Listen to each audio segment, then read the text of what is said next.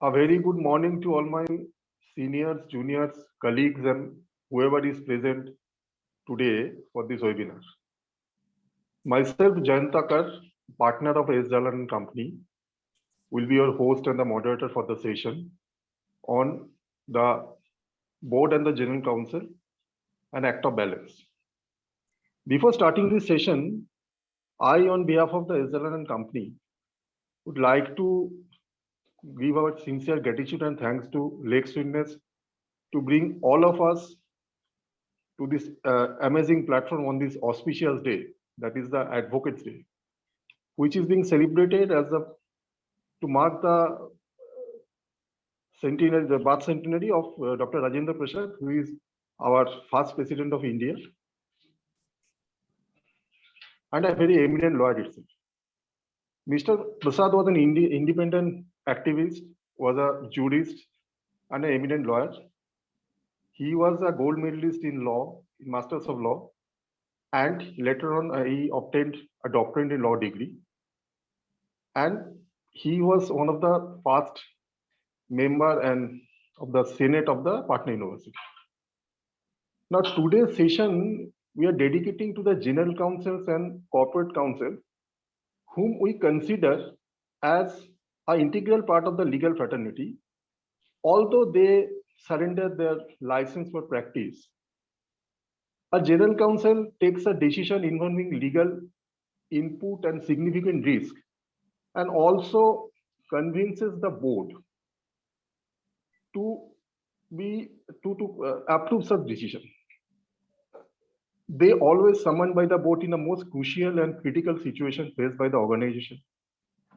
Analyze such situations with the apt skill set and procure adequate input and documents for giving input to the external counsels who choose to brief. They formulate a strategy and finally takes a decision which will be conducive and favorable for the organization.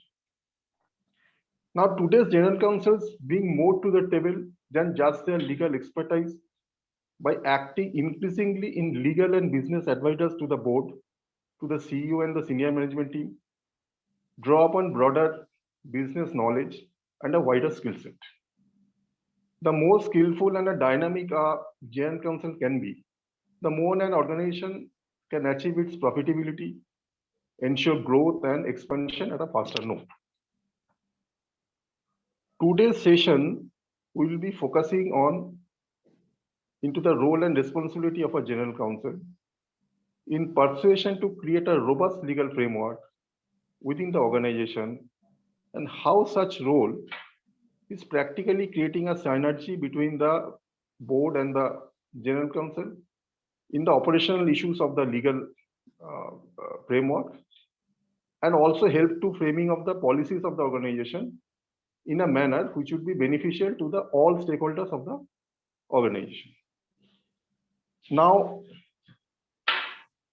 for giving a very thoughtful insight into the topic we choose for today's webinar, we have four eminent speakers who are have an expertise in their particular domain and have a phenomenal knowledge.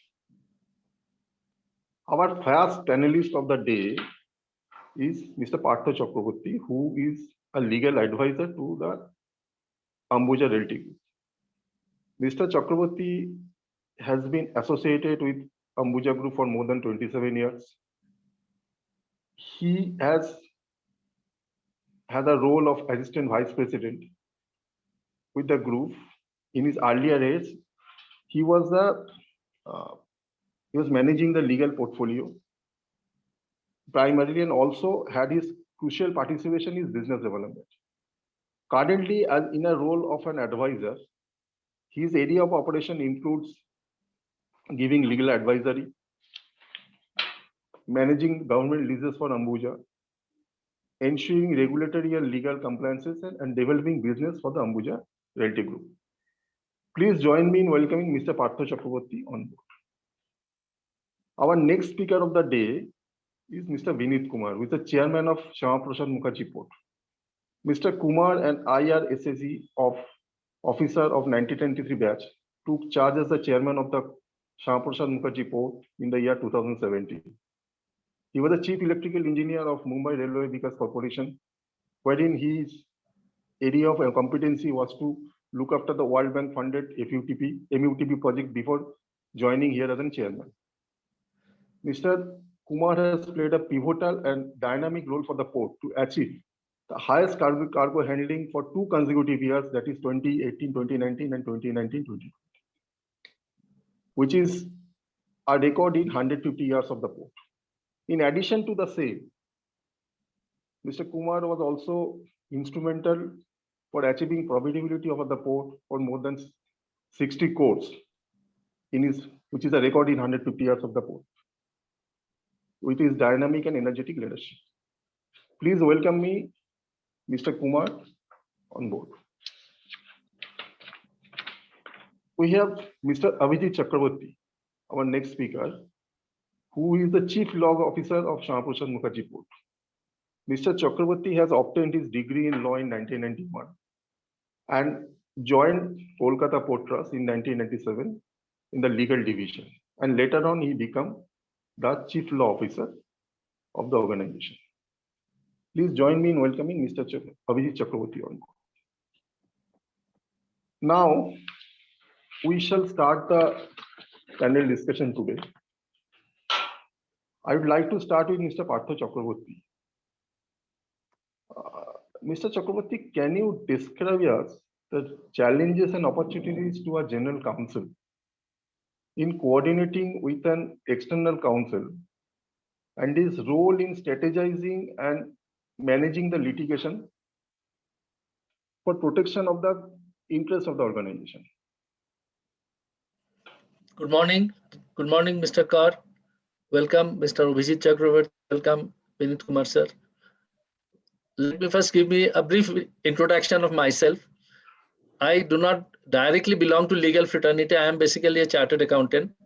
But due to my long tenure with Ambuja Group, particularly in procuring all the real estate related properties and all these things, gradually I got an interest in this entire gamut of legal issues of related to land and other construction activities. And through my experience, I gathered a huge knowledge, which I think my company thought to utilize as a legal advisor for my company. So as on date, all business development for real estate company, you can well understand, you have to procure more land and projectable land, or you have to enter into agreement with people and make the land projectable and then finally sell it off. Now, for this entire task for last 27 years, out of that, mostly in legal issues for last, say, 20 years, I had a long association with our solicitors, S. Jalan and Company. That's why I had an affinity towards them also. Although I am not a general counsel, but the role which I play in my company is as good as a general counsel in other corporate structures. Is it so, Jayanta? You have seen me like that?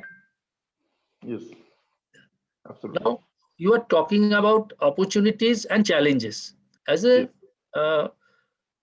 general counsel, I do not think there should be any challenge, because at least I have not found any challenge.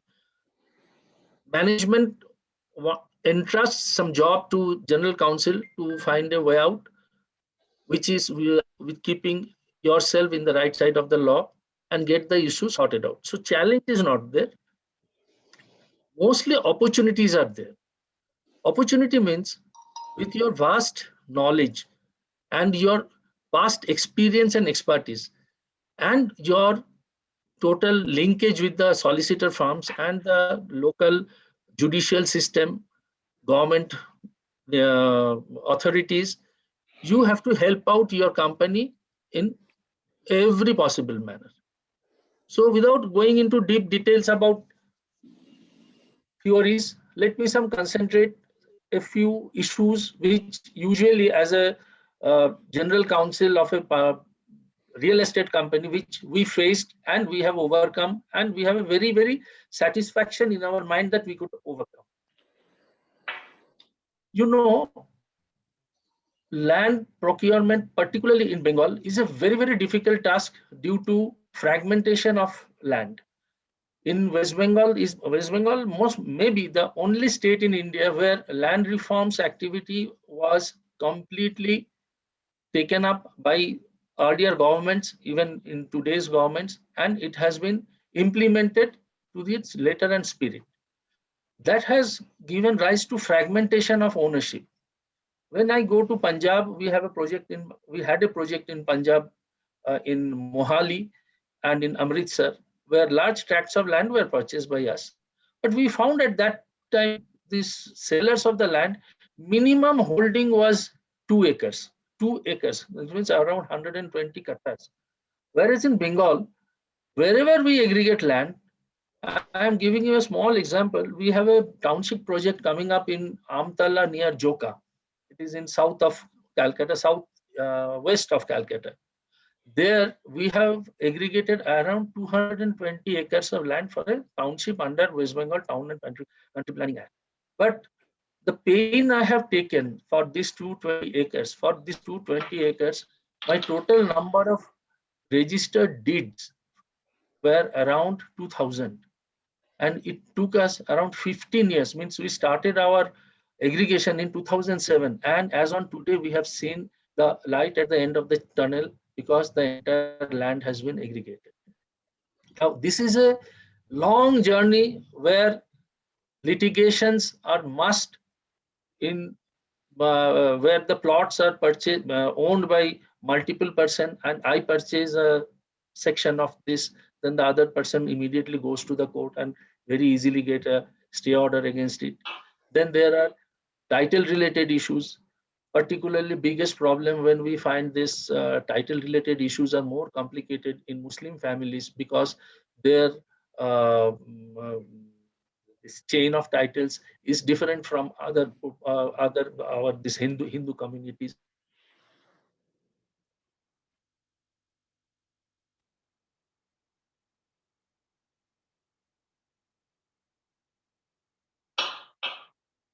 I think Mr. Chakraborty's connectivity.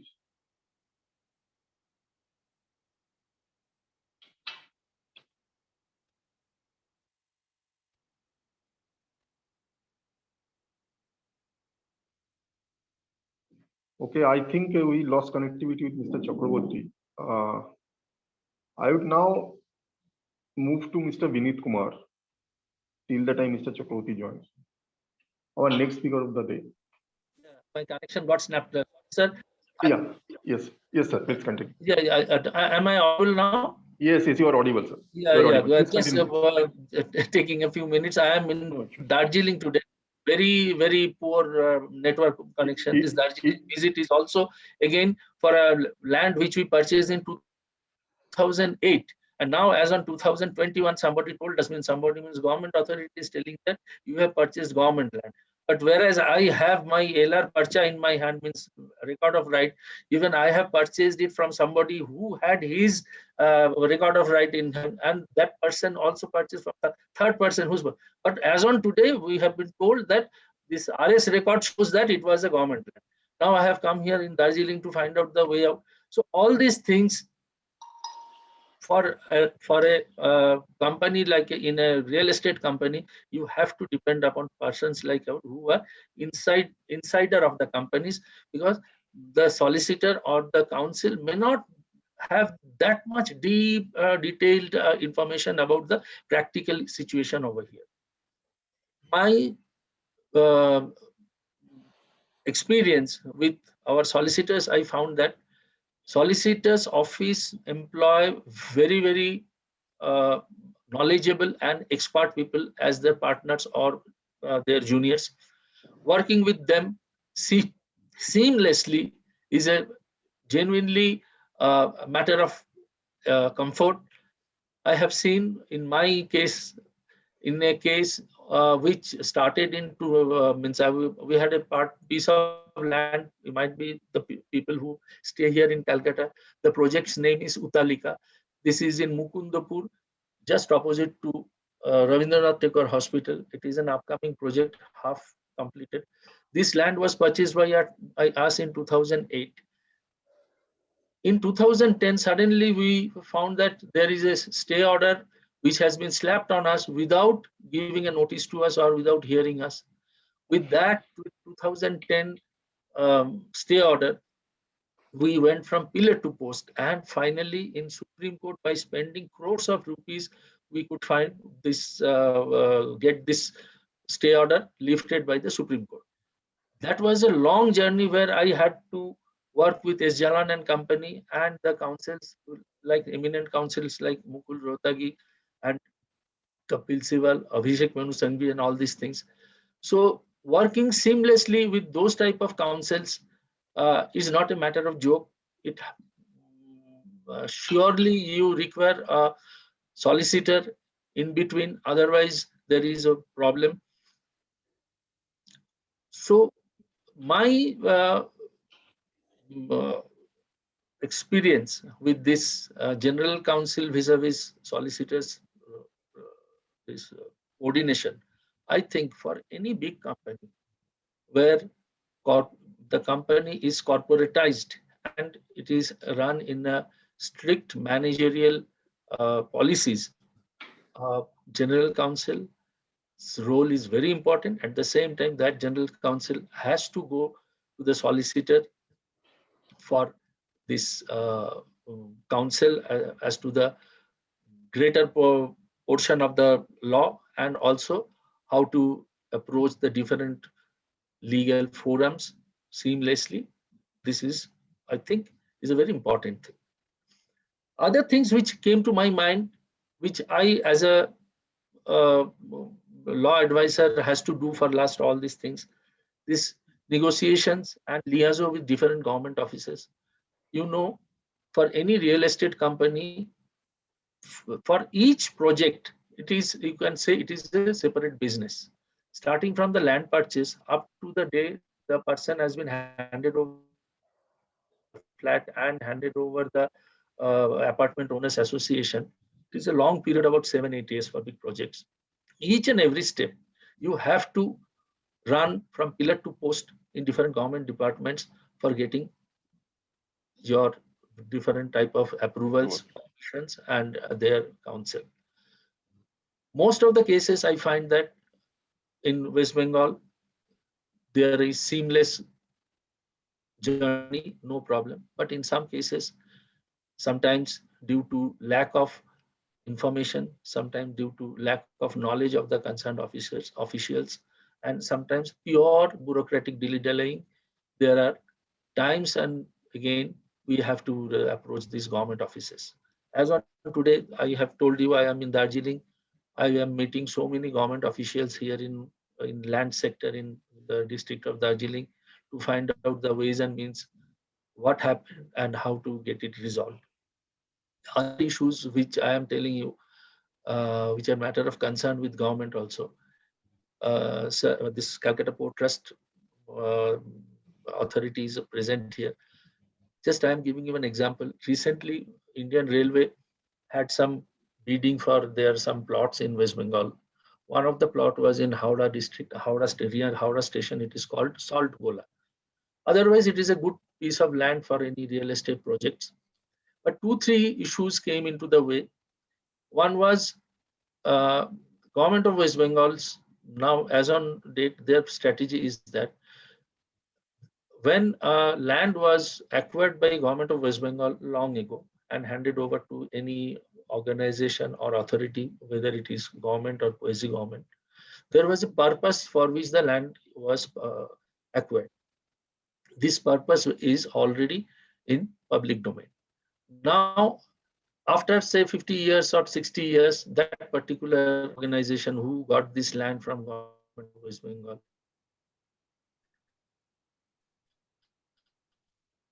found that this land is not required for that particular else. Now, as soon as you want to sell it, or means you want to use it for some other purposes. Yes. Am I audible? Other purposes. There is a obstacle. You have to take permission from the government of West Bengal for change of use. And we have found from our past knowledge also, nowadays, even Supreme Court is very much allergic about change of use as to the purpose of acquisition. If you acquire for something, something and you want to use it for something else, we have seen some cases earlier where Supreme Court has rejected that acquisition itself. So for that railway issue, I understand that they told me that they went to up to the level of Chief Secretary of Government of West Bengal for change of use of that thing, because it was acquired for railway purpose. Now it has it is being used, means it is intended to be used for real estate project. So for this, they had to take West Bengal government's permission, and then they came into the board. So here also we gave that a suggestion to, before that they didn't know about all these things. Then we gave this suggestion that before you go for bidding, please get this thing done. Otherwise, it will come to the hand, means as a responsibility or liability of the person who will win the bid.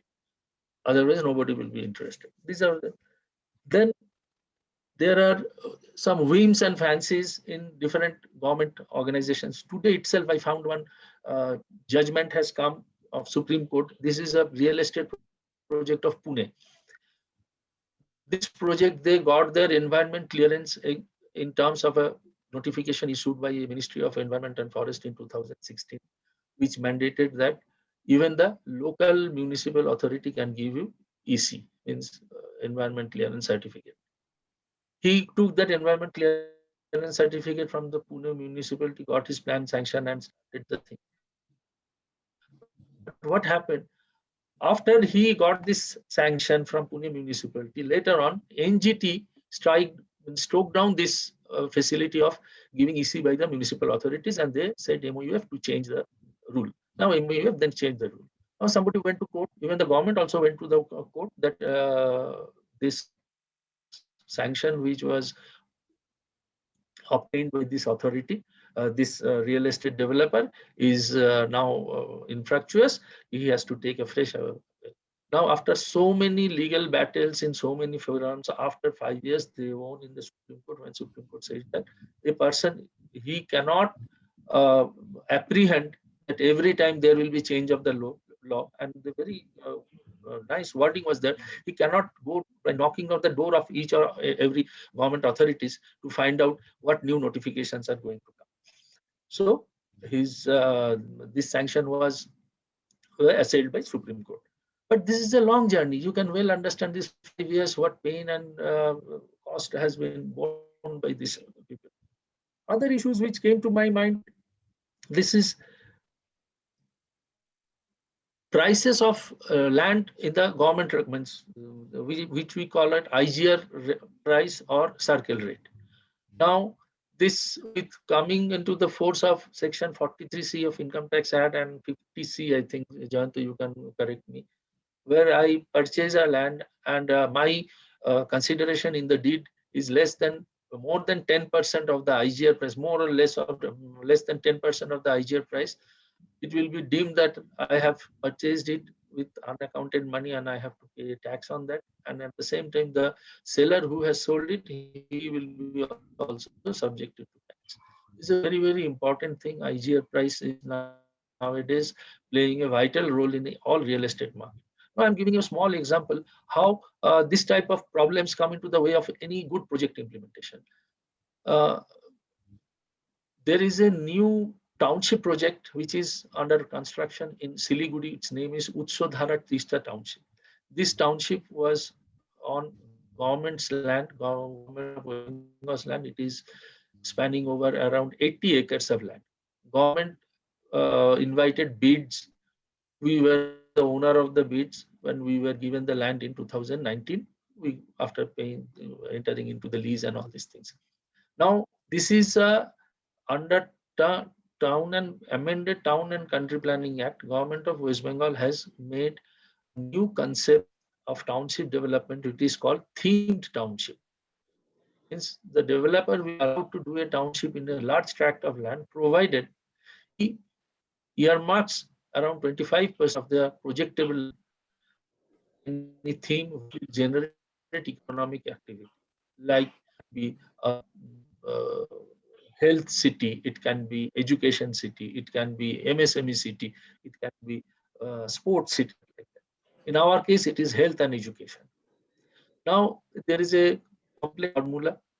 This formula states that how this land can be zoned in different aspects. This formula is given in the PAP Act.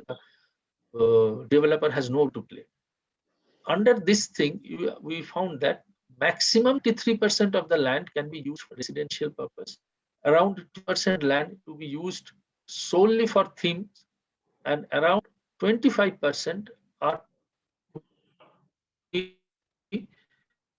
uh, used for other. Now, well, and you can understand that wherever, when a government has to mandate a developer to do something, surely government knows, or the people in large know, that this is not a lucrative thing. Otherwise, there was no issue of mandation. Had it been a lucrative venture, nobody need to be mandated. The developer himself would have done. Only lucrative area was the residential portion. Now, genuinely, when we started the project and we started selling the residential project, we got a very good response, and the price was, say, around X per lakh. Now, as soon as the IG made the IGR price that same as X for the entire 80 acres development. Now we can well understand when a price of X, a person purchases a 3 kattha plot, and I have to sell acres of plot to a school authority or a hospital authority or a authority who will be doing a mall. Nowadays, mall business is not a very good mall. I cannot command that rate in those areas. It has to be 0.5x, not more than that. Now what happened? This changed IGR price. Nobody is coming to purchase this land because they have to pay huge amount of income tax. We are again going to the IGR up, means from the lowest level, from the ADSR level up to the IGR level, to rationalize this thing. There is irrationality. So all these things are time consuming, unnecessary burden on the real estate companies. I'm representing a real estate company, that's why I can tell you. And people like us, complete means management completely depends upon people like us to sort out this problem from the legal point of view, talking to the lawyers, and then go to the different government offices and officials. Other things are say I'm giving the same example. This Siliguri land was acquired by state government for a township purpose in 2005. Means it is around 15-16 years ago. Now these old acquisition cases are pending in different court of law. We have been, now what happens, I know that these acquisition cases will not be very difficult for winning by the state government, because these are mostly as regards the prices of the land or the acquisition price. Even if the state government loses, they have to pay that price, but it doesn't make the problem for the township. Yes. Yes, Mr. Kaur. Yes, it's a really pleasure. Am I too? No, it's a really pleasure even to hear you and to share. You have shared your experiences, for long-standing experiences. I think I could share my experience.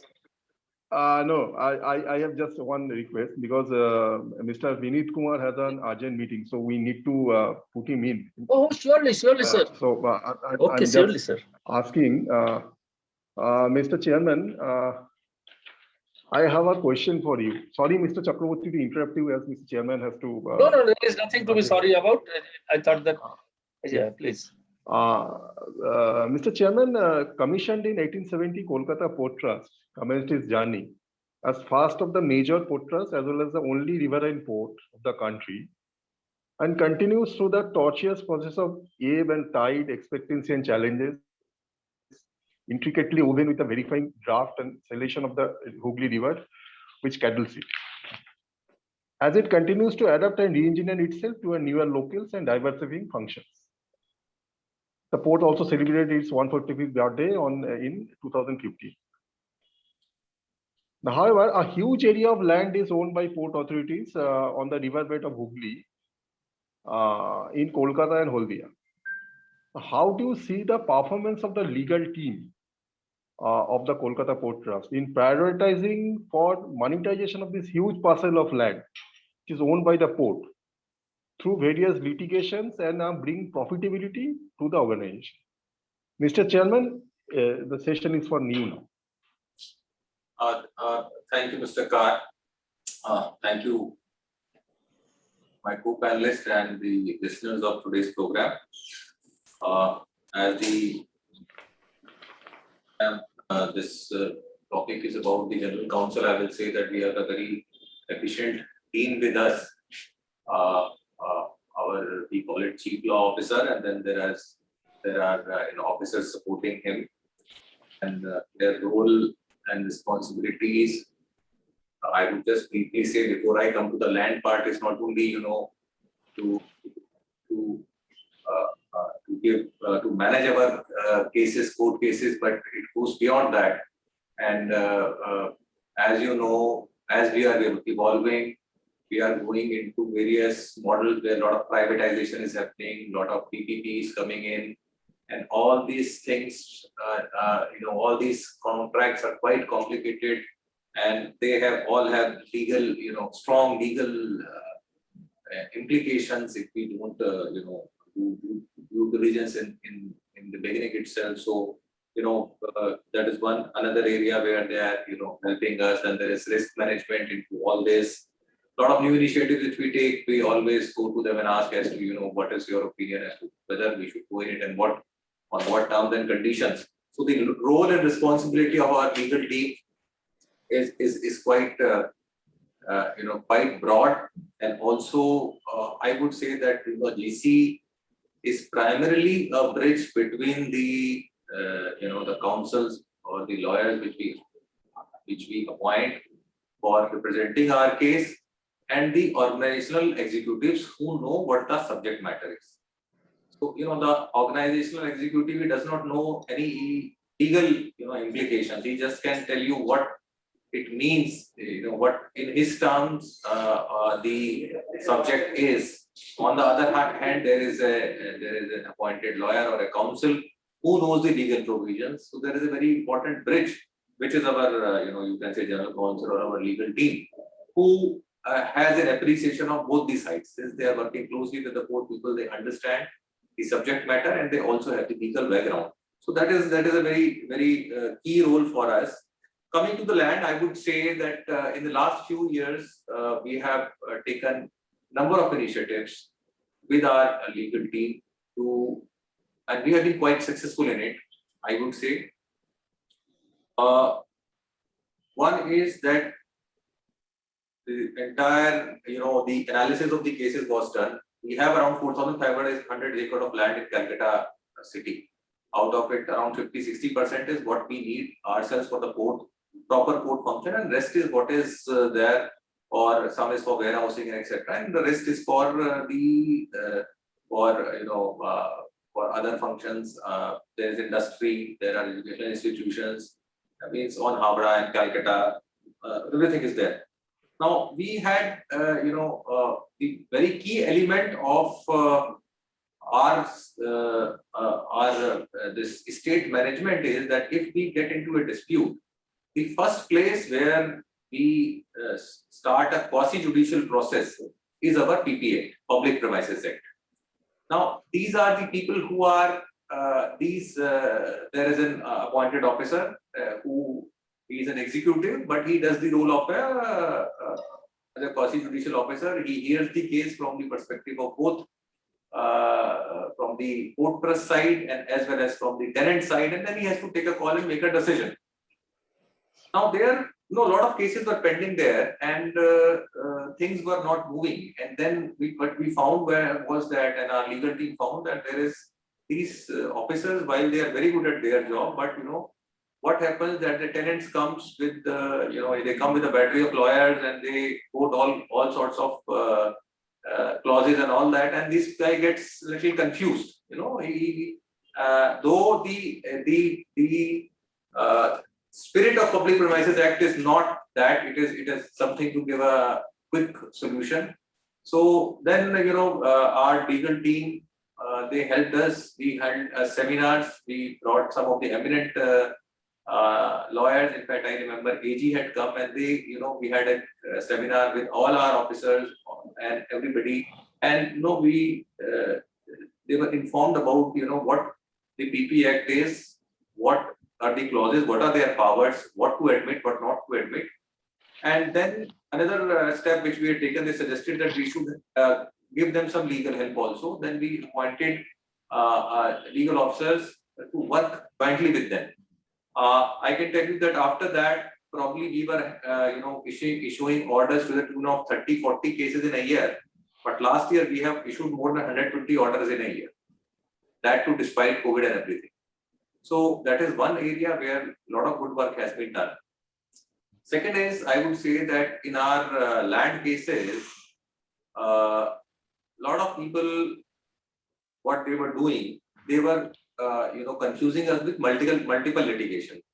They would have a case in a session court, then they will have some other issue or appeal on some other pretext. They will put a case in high court and some other court, and then so what will happen? We will do one case, we will get success in one case in the lower court, then they will engage us in high court, and then again after getting some order of high court, they will put us again on some other pretext takers in the lower court. So we kept on running, and there was no.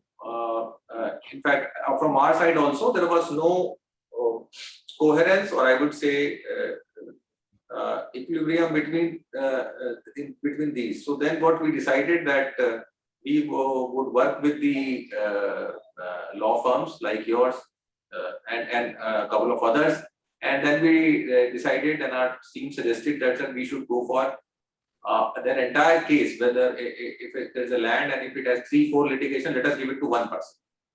Let that law firm manage and strategize and see how best it can be handled. And I can tell you in one case, it so happened that it was only because of the strategy. It could happen that there was a case in High Court and there was a case in lower court, and we got an order in there was a stay from one of the courts, and the other court we got an order on Friday, and the stay was not there, and within a window of around 24 hours or so much of time, we took back a land of around 20 acres in 20 to 22 acres, big land parcel which was stuck there. We could take it back.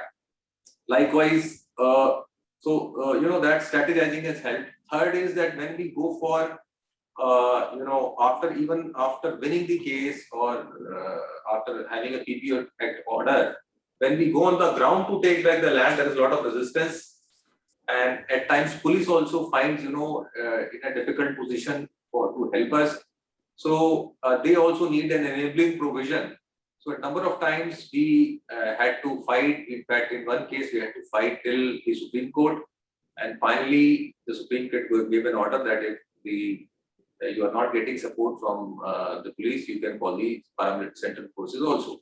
However, it was not required. The land could be taken back, and we could take back that land. But what police also requires is an enabling provision in their hands, so that if there is an untoward incident, they need something in their hands to act. So that management also, because when we go to the police station, the other party who we are vacating, they comes with their lawyers and all that, and they say, okay, you can't do this, you can't do that, and our team also goes. Now they actually go on the field with our land officers, and they argue in front of them. So all these actions have been taken. I can tell you that in the last 3 years, we have taken some 60 acres of prime land back from unauthorized occupants. And these unauthorized occupants are not, slum dwellers or anybody else. These are some of them are very big corporate houses. I will not like to name them. Very, very big multinational companies also are there. So it has been because of the strategy adopted by our team, as well as very close coordination done by our legal team with our executives in various fields. So that is how we have been able to take back so much of land which has been stuck. And the advantage is that it has given a very clear message to other people also that if you are going to fight with us legally, there's a strong team available in the port, and they have very good associates. So it's not easy to work in that manner. You better come and settle your dues and pay your money and things like that. So in my view, these are the 3-4 things which we have been done. Over and above that, there is a legal, we are entering into a lot of PPP projects, and we are going towards landlord model where more and more investment is coming from the private sector. So these are very complex contracts because these are 30-year long concessions, and in 30-year long concession, even if small dispute can create the whole thing. So there also our legal team is assisting our engineers and executives in drafting these contracts, interpreting these contracts. A lot of times in this we get stuck even after a contract is done, and there is some situation arises where both of us are not on the same page. We take the help of our legal team, we refer it to them, and we take help of their help as to what their opinion is, what is legally correct.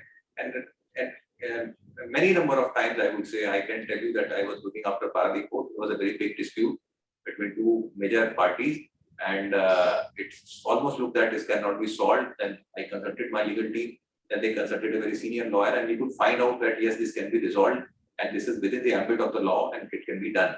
So the role of the GC today has become all the more important because of as the economies evolve, things become more and more complex. Like in America, they say it is the lawyers and the doctors who earn the maximum amount, or they have most of the business, because everybody is literate, everybody knows his rights and duties. So that way, the role of for an organization, it is very important now to have a very good GC for their risk management or avoiding any kind of court cases of this, but also for progress also. When you are going into any new venture, you always have to very quickly see what will be the legal implications, and that's where the role and advisory of a GC becomes very, very important. These are my thoughts. And thank you for inviting me. Thank you, sir. Sir, I will trouble you for a small question. Yeah. Kindly explain as a large PSU, whether PSU shall be more aggressive on revenue generation, or it should be acting as a balancing factor for implementing complete corporate governance, or focusing on the development of that particular sector which the PSU is working for. How do you see this? See, I see this as very simple. You can't help anybody unless you are sound and strong. Unless you are earning money, it's very, very simple. जब तक आप पैसा नहीं कमा रहे हैं, अगर आप खुद से पैसा नहीं कमा रहे हैं, you are not on a sound footing, you will not be able to help the purpose or whichever larger goal you want to achieve. So it is very, very important to be financially and operationally strong.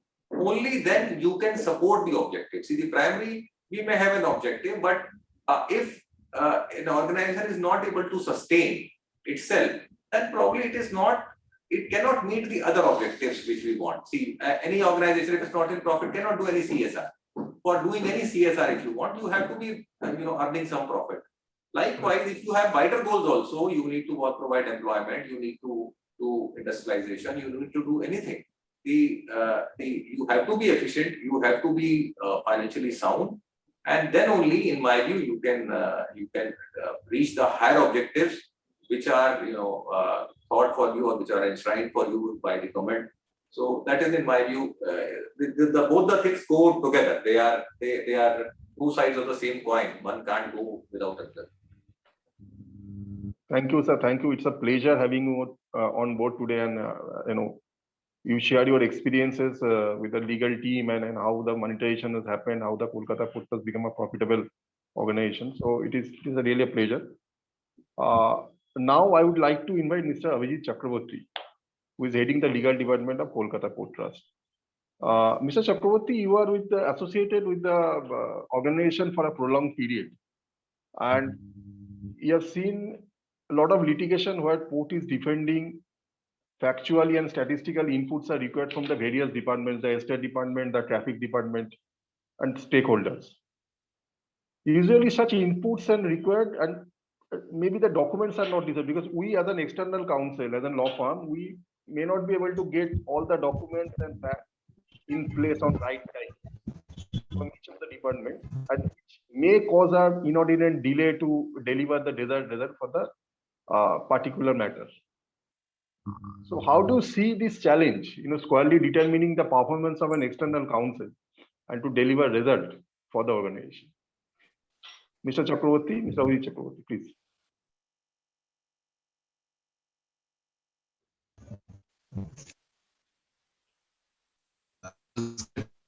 Hello.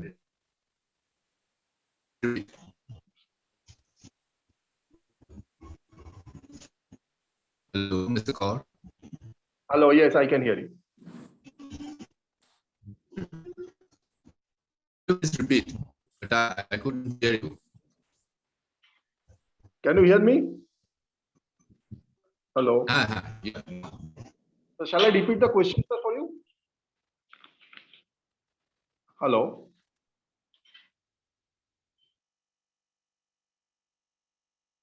Mr. Chakraborty, can you hear me? Jayanta, I think Mr. Chakraborty has some network issues.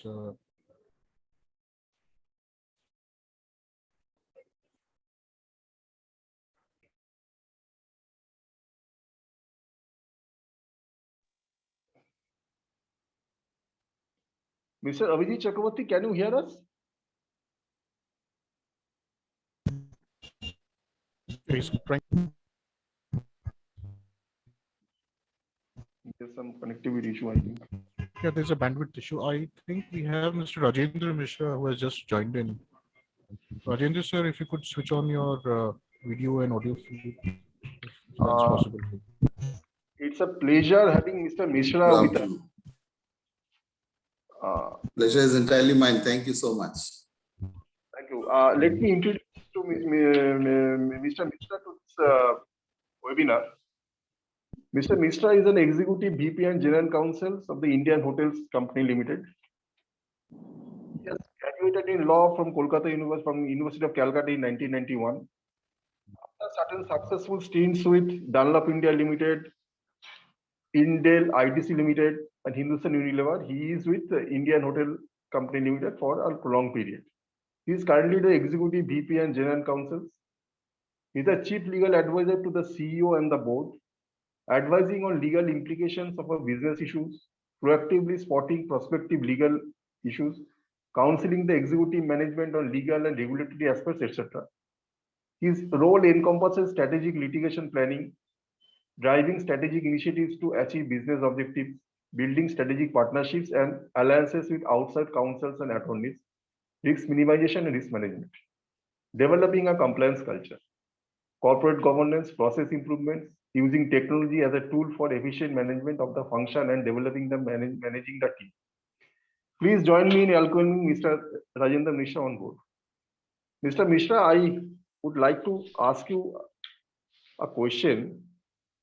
Can you describe, can you enrich us, can you elaborate us the role which a general counsel should perform in an organization? And how we can become a successful general counsel by performing certain roles. Mr. Mishra, it's over to you. Yes. Can you hear me? Yes, sir. So first of all, thank you so much for the warm welcome. Thank you to the organizers and to you for having me here. What is the role of a general counsel in an organization? And I must say that the role of the general counsel in an organization has grown over the years. It is not that it has always been there, but I think over the last decade or so, the role and the importance of a general counsel in a corporate framework has grown and expanded and is still expanding. So what does a general counsel do? And I think your question was in terms of, what could be the secret sauce in terms of the general counsel to discharge his responsibilities. I think the general counsel is the conscience keeper of an organization, in my view. He looks after not only the legal aspects in an organization, which of course is his bread and butter, and he's got to do that. He's responsible to ensure that the organization and its various business arms always remain fully in compliance with the law.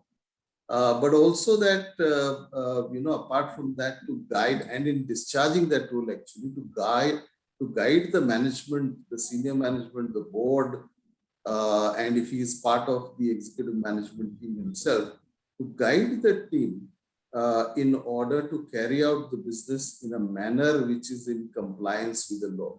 So he carries out a very delicate balancing role. On the one hand, business requirements, and on the other hand, the legal requirements. So general counsel balances this role. The general counsel also is an interconnect between the organization and the external stakeholders. Say, for example, the external lawyers who helped an organization in terms of legal issues. So he is the interface. Other than that, I think the general counsel also discharges the role of promoting legal awareness within the organization. So not just that he handles a legal case in court, or he approves or drafts legal documents, but also generally to raise awareness within the organization, to ensure that the business people who may not be so familiar with various aspects of law which may be impacting their day-to-day working, how do they become aware of the legal implications of their actions, what they can do and what they cannot do? The general counsel and his organization plays a very crucial role in that area, is something which I feel. The question was, what is that secret sauce which helps the general counsel to perform these roles?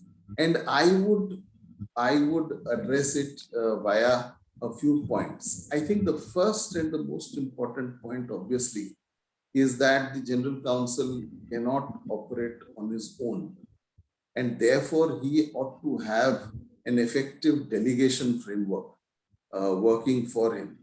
Any person working in an organization is as good as his team, and therefore it is important to have a good team and important to have a good delegation system by which the roles and responsibilities of the team gets clearly spelled out. And remember that delegation does not mean that you just give away everything and let other people do, and you then don't do anything. So crucial to delegation is, of course, reviewing and guiding the team to help them discharge their roles in a manner that it all sort of adds together to achieve the purpose for the legal department. Prioritization is another important thing, because there are various aspects. There is litigation management, there is contract management, there is IPR, there is raising legal awareness, etc., etc. There are various roles that legal counsel, a general counsel will discharge, and obviously there is a need for prioritization, and therefore the general counsel needs to prioritize as to what would come first, what would be given priority, what needs his own attention apart from that of his team, and so on and so forth. And then connected to that would be this issue of time management, which would be an extremely crucial and critical aspect, because in a commercial organization, If you lose on time, obviously you do not achieve the business purpose. So it's important to keep the legal aspects in mind and to keep the time management and the business aspects in mind. And therefore, once again comes this importance of balancing between legal and business requirements. The other delicate balancing role, and that is again a part of the secret sauce, is how do you really balance between your internal legal team and the external service providers like the law firms and the various other legal service providers that have come up over a period of time. So that is a very crucial and an important role which you perform as a general counsel. And I think other than this, I think standardization as much as possible, setting systems and processes which ease the day-to-day working, and the effective use of tech resources, because over time technology has developed us and technology has really changed the world. We have seen how technology has come to our aid during the COVID times, and really the in-house legal world, the general counsels, as well as even the external law firms and lawyers need to really capitalize on the technological resources that are available so that we are able to use digital technology to ease the day-to-day working. That's how I would put it, Mr. Kaur. Thank you, sir. Sir, we have experienced that although the general counsels are considered to be the pillar of the organization, but in very rare cases, they have been promoted to the management level and to they become a member of the board. So my question is, how do you see this? Why the general counsels, although they are a very integral part, they are a very strong pillar of the organization, but not been considered to promote to the board level or to become a part of the management? I think this is changing. This is changing, and it's changing over time. As I said, the role of the general counsel has really come to prominence in the last decade or so. I don't think when people like me started the career 3 decades back, the role of the general counsel was as defined or as prominent as it is today. And especially during the last decade, the role of the general counsel has become very, very prominent and very important. Things are changing. For example, I sit on the executive committee of Indian Hotels. I handle not just legal issues, but apart from legal issues, I am also responsible for asset management. So the asset management function reports to me. If you look around, there are various organizations and good organizations where the general counsel today are becoming part of the board, becoming part of the executive management team. I think one crucial issue there is for organizations to realize the importance of the general counsel and the value that they bring to the table. And as organizations realize that, we will see this happening more and more across the country. There is also one aspect for the general counsel to realize, which is that, what is the value that you bring to the table? It is not just that somebody would aspire to become a part of the executive committee or aspire to become a part of the board. Really, when you aspire to become a part of the executive committee or the board, the question to ask is, what is it that you bring to the table?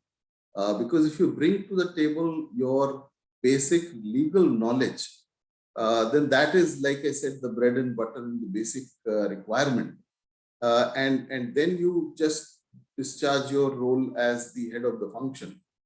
But then there is that extra that you bring to the executive role, to the role of the executive committee or to the board, which is an understanding of the business, which is having a view sometimes on business issues, which is guiding your colleagues on the senior management team and the board members in terms of legal implications of issues, to ensure that the team is and the organization is always remaining in compliance with the law. And therefore, I think even from the perspective of legal counsel who aspire to become general counsel, this is one crucial aspect that they will need to keep in mind. And as they do so, I'm pretty sure that this we will see across the country that more and more general counsel will be part of executive management teams and part of the board.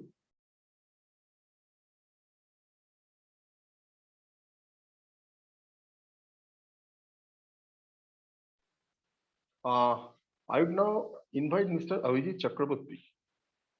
Mr. Chakraborty, you are heading the legal department of Kolkata Post Trust. Sorry to interrupt you, Jayanta. We have a question that has come in from Mr. Rajendra Mishra. If you permit, we'll take it up with him. Sure. Mr. Mishra, are you there? Yes, I'm there. Yeah, Mr. Mishra, the question that we received is that what are the top 3 challenges that the hospitality sector in particular focuses or faces compared to the rest of the industry sector? So top 3 hospitality sector driven legal challenges that you face as far as the in-house counsel mandate is concerned. Okay, so that's a great question which has come in. And since I worked across various sectors, each sector has its own challenges, its own nuances. Hospitality has its own, of course. I've worked a lot in FMCG, and FMCG has its own characteristics. But if I focus on hospitality, which is the question, I think a few aspects related to the hospitality industry, of course, is the fact that the licenses and permissions which may be required to set up a hospitality hotel, for example, it's just too complicated and too many. So there is a challenge of grappling with so many legislations and so many legal requirements and licenses and permissions and approvals. And I think as the government talks about ease of doing business and simplification, there is a need of simplifying this area.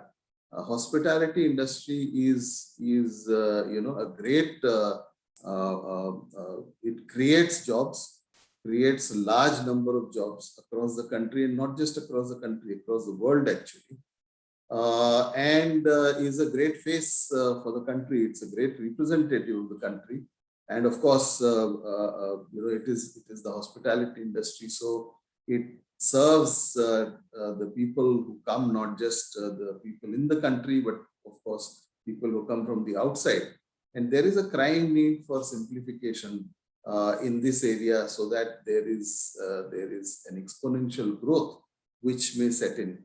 The COVID scenario, of course, brought in its own challenges, and I think at this point of time, we are one of the worst impacted industries other than the airlines. And therefore, it came with its own challenges of, we deal with hotel assets and high rents, lease rents. And therefore, at this point of time, there's a very, very important challenge which the industry faces, where we really need the owners, and in many cases, they are government agencies, to really help out the industry in terms of, so for example, people have invoked force majeure clauses under the leases, seeking waiver of the rental. And I think that is something which needs to be looked upon with empathy by various lessors, and to give the much needed relief to the industry. Of course, apart from this, I think the industry has its own challenges. I think one of the most important things is growth through management contracts and having and engaging with a large number of owners who may be owning hotel assets, dealing with them, managing those contracts, etc., etc. So, and a critical, crucial aspect, of course, is data privacy, where because we deal with a large number of people who come and stay with us and whose data may be with us. Therefore, I think data privacy and data protection is also something which is very, very important for us.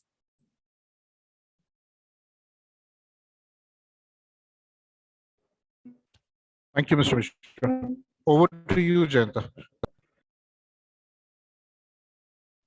Jayanta, please unmute yourself. Thank you. Yes, thank you, Mr. Mishra. Thank you, Akshay. Mr. Chakravarti, you are heading the legal division of Kolkata Port Trust for a long time. We, as an external counsel, as a law firm, has faced certain situations wherein we are defending a litigation on behalf of Kolkata Port Trust, and information from various departments, inputs, statistics are required, which may not be coming in time. You have estate department, you have traffic department, from whom we know the inputs and documents are required, which enable us to prepare the reply or to strategize the litigation and place the matter in on time before the court, so the hearing can take place. So how do you see this challenge of coordinating with all these departments and receive information and inputs on time, and in turn briefing the external counsel like the law firms or advocates to strategize the matter? Please.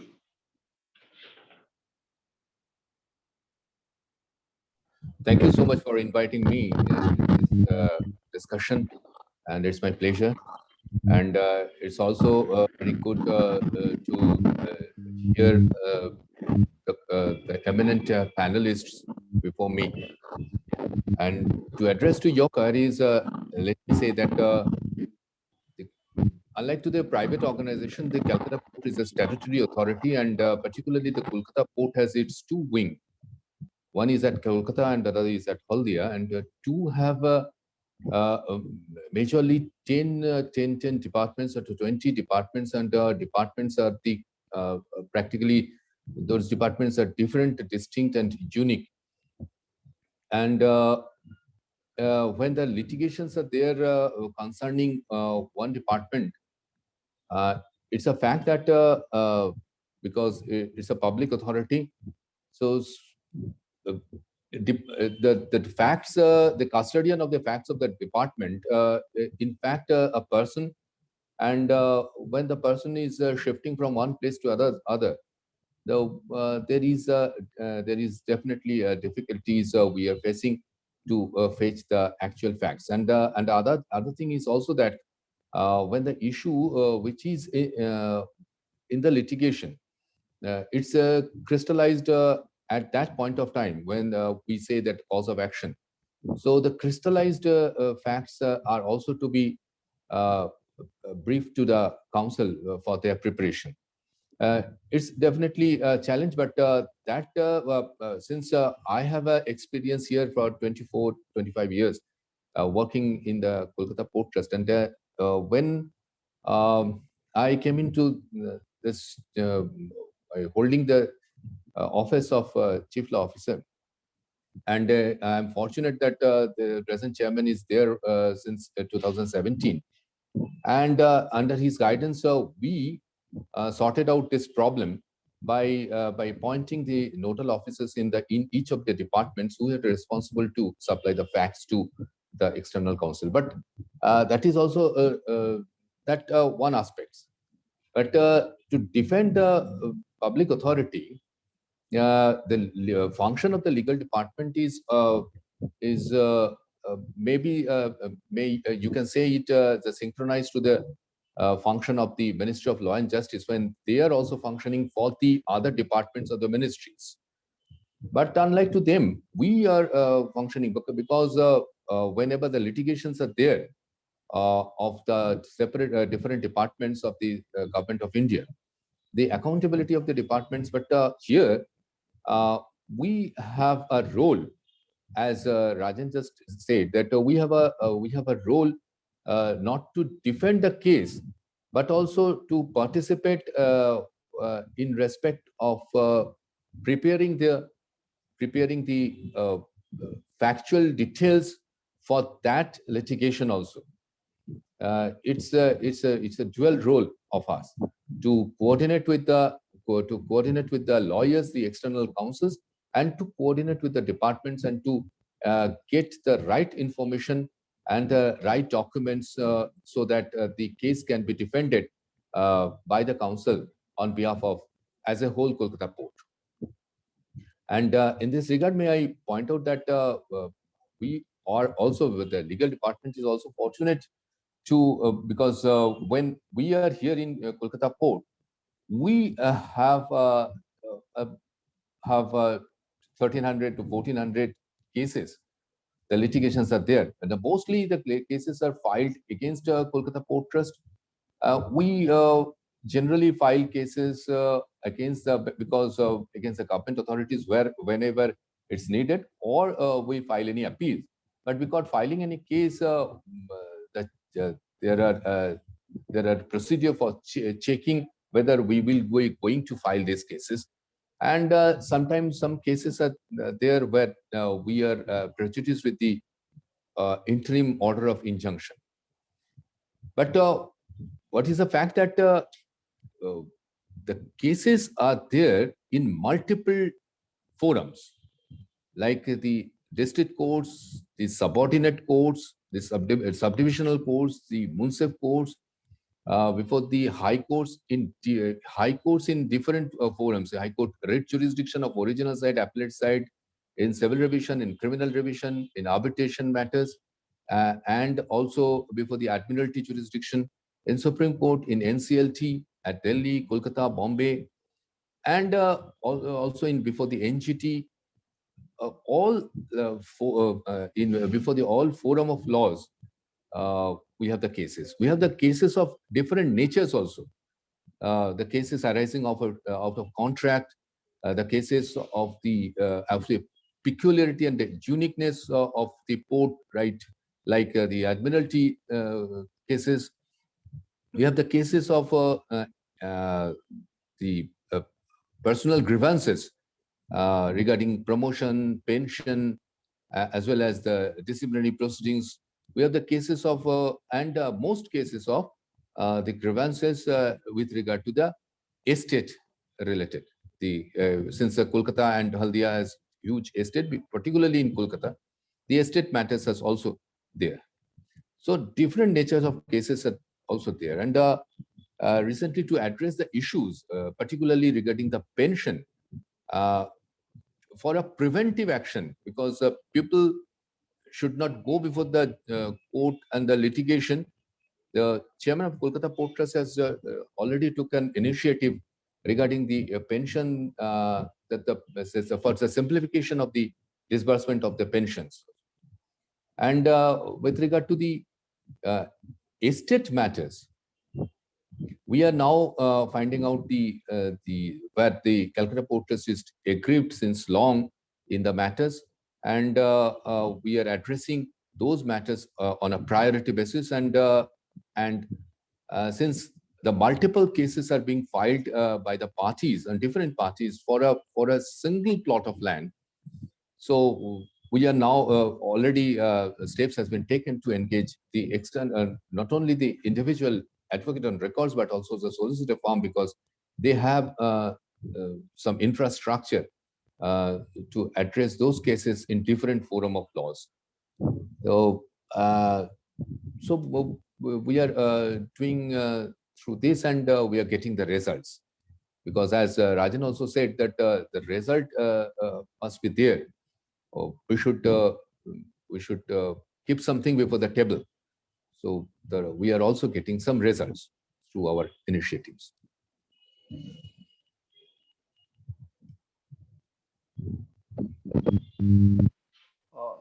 Sir, my next question to you: how do you see the performance of a law firm or an external counsel contributing to the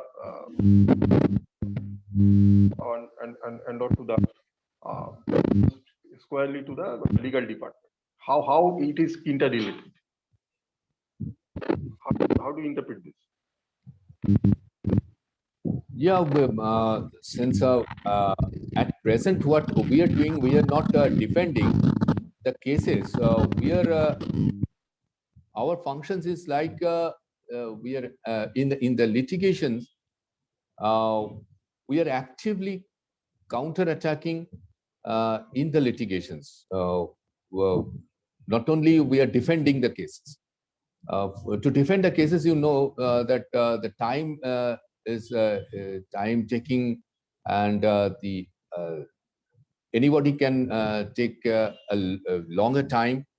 So we are also taking steps in those litigations which has been filed against us by filing suitable applications, and we are strategizing which application is needed to be filed in which matter, and we are getting results by doing all these things. And in this regard, our internal legal team, as well as the chief executive of our organization, is supporting us and to go ahead with this strategy. And we are getting assistance from the external lawyers, the senior counsels also. And what we can say that not only in the litigations, but also in the internal legal team, they are also working for the preventive action, because with regard to the matters which has been referred to the legal division for opinion and views on an every day. The different departments, these 20 to 22 departments are there. They are sending the issues from for our legal opinion, views, and we are giving the views and legal opinion to the department, so that those can be in accordance with law, and even if those are challenged before the court, we can get order from the court in a personal matter regarding identification of any person of regarding getting pension, etc. Where our legal opinion was there to get an order from a competent civil court. This was practically when the person went to a court by filing a writ petition. In that writ petition, the writ petition was disposed of and dismissed by the judge by saying that the opinion and the advice of the legal department of Kolkata Port was correct. You should go before the competent civil court to get your right to get the amount, the pension from Kolkata Port. So that our opinion is being appreciated by the court also in the matters.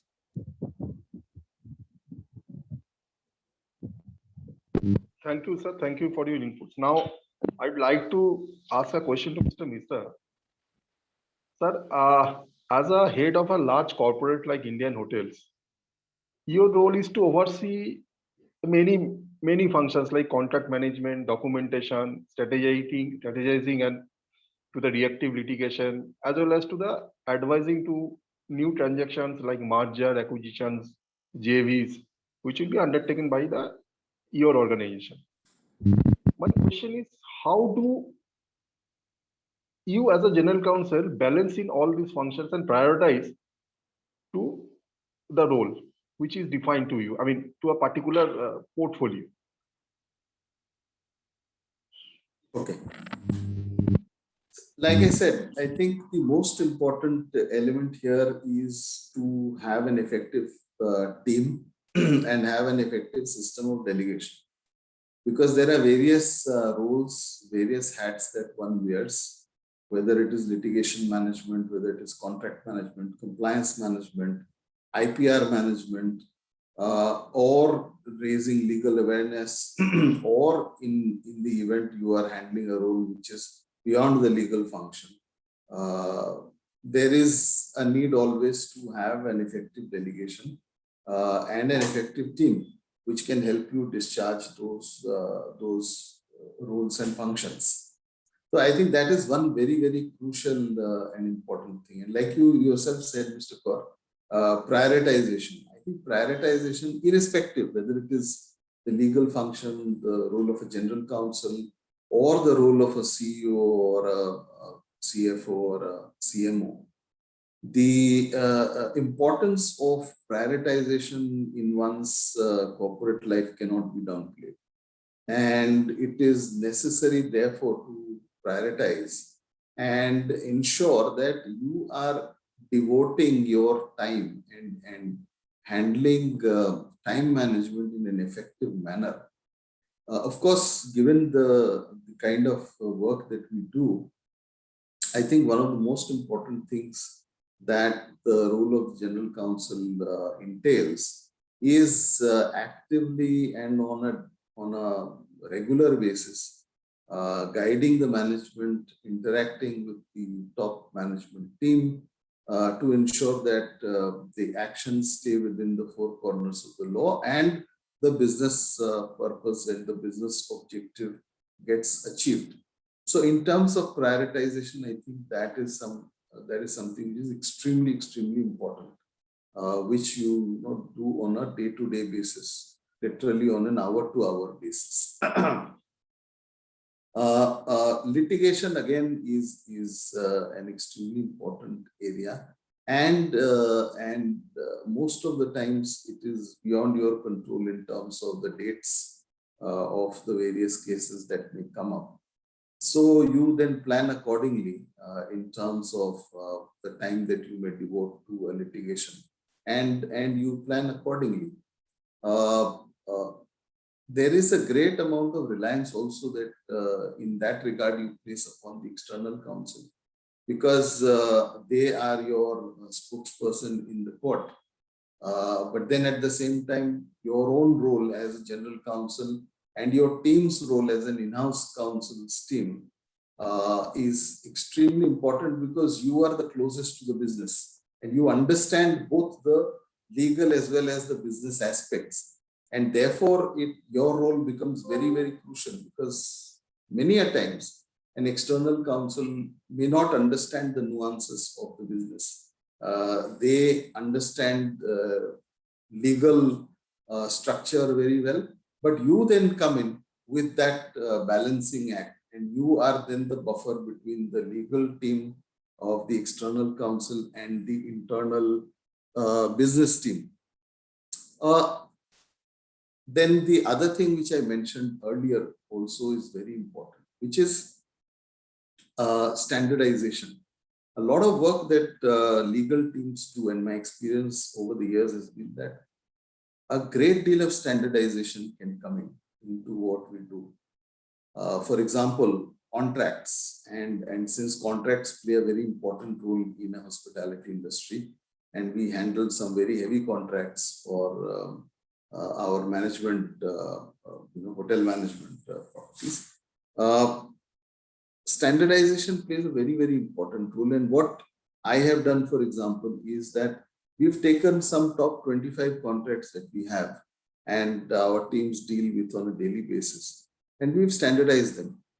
That results in a huge amount of simplification.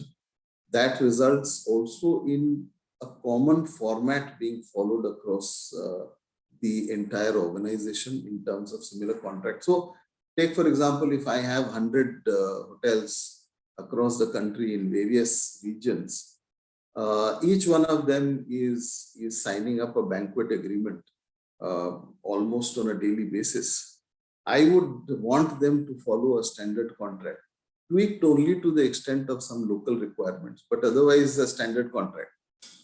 Similarly, when my team, for example, I have a team based out of Mumbai, Delhi, someone working even in Kolkata, I would want all of them, when they work on a new management contract, to have the same contract. Of course, it will get tweaked depending upon the negotiations that may happen with the respective owners. But then we start with a common management contract format, which we have standardized. And I think this standardization is something which we can leverage really well, which helps you in standardizing as well as in effective time management and eases the way you do your work. Technological resources, again, is something which I had mentioned, that today digital plays a very important role.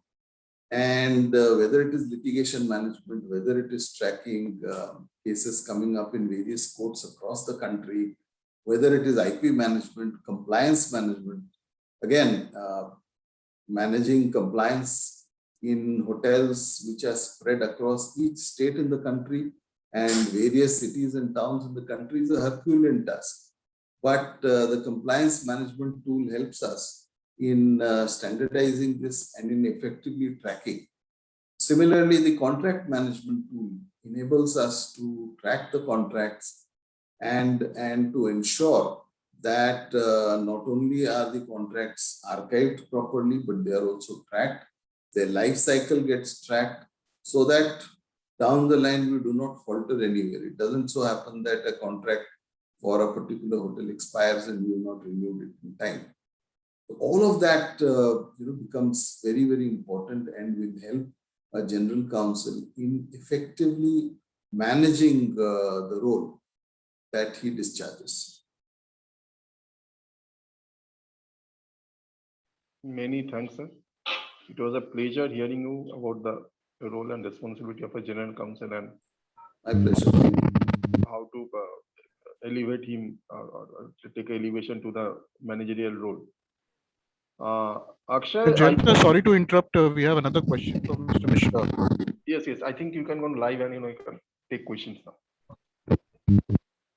Yeah, we're receiving questions offline. Live question. Mr. Mishra, the question for you is that the Taj Group of Hotels is one of those very rare and very few hospitality groups that have initiated a lot of communication with respect to data protection of the guests and travelers that visit the various Taj properties across the country. Now, in the absence of any settled law or any existing set of laws, because it is yet to be framed up and cabled and so on and so forth, could you please share your experience as to how the group has been proactively acting towards the various data protection sensitive? Yes, thank you. And a great question again. I think, so you are right that we do not have a comprehensive data protection law in the country. So that is well understood. But I think as a responsible organization, as a part of the Tata Group, as the leading hospitality company in South Asia, what we have done and what we have followed is to ensure that guest data remains sacrosanct and that we treat it with the importance that it deserves. And that is irrespective of the law. For example, when GDPR came in, we were the first company to ensure that we were fully GDPR compliant. And whether it is in terms of taking consents, whether it is in terms of ensuring that the way data is handled, it is handled in accordance with the minimum requirements of the GDPR or the requirements of GDPR rather. We always ensure that we are in line with that. So yes, certainly India may not have a comprehensive legislation on this aspect at this present point of time, though under the IT rules, there are still certain provisions which do govern data protection. But then even in the absence of a comprehensive litigation, comprehensive legislation on this aspect, we do ensure that we remain fully in compliance with the best practices which are available. GDPR is a great guidance in that regard. Thank you, Mr. Mishra. Over to you, Jayanta. Akshay, do we have any questions from the? No, not as of now. These are the only offline questions that we have. I think we are coming to an end to this webinar. It was really a thoughtful discussion which we had. We have eminent panelists from the various sectors of the industry, from infrastructure, from hospitality, from real estate, from a large PSU, and which helped us to understand the role and responsibility of a general counsel and how to act as a balancing factor with the board and deliver the best possible result for the organization and its growth. I sincerely thank all of the panelists. Many of them have left since it's a Friday and it's a working day. We're extremely sorry we couldn't ask them to stay till the end of the webinar because they have some urgent assignments to attend. It's a really, you are obliged to Mr. Mishra that he has managed time from attending a Supreme Court litigation to give us time for this webinar and stay till the end. So as I was pointing out, we are now concluding this webinar. Akshay? Sure. Thank you so much, Jayanta. Thank you, all the esteemed panelists. As Jayanta said, thank you so much, Mr. Mishra, for accommodating our request for this webinar. No, thank you so much for accommodating me. I'm sorry that there was an unexpected delay at my end, but thank you so much for accommodating me, and it was a real pleasure interacting and putting forth my views. Thank you so much. Thank you, sir. Thank you. Thank you, Jayanta. Seeking your permission to end the webinar now. Yes, Akshay, we can conclude now. Thanks, Akshay. Thanks, Mr. Mishra. Thank you. Thank you.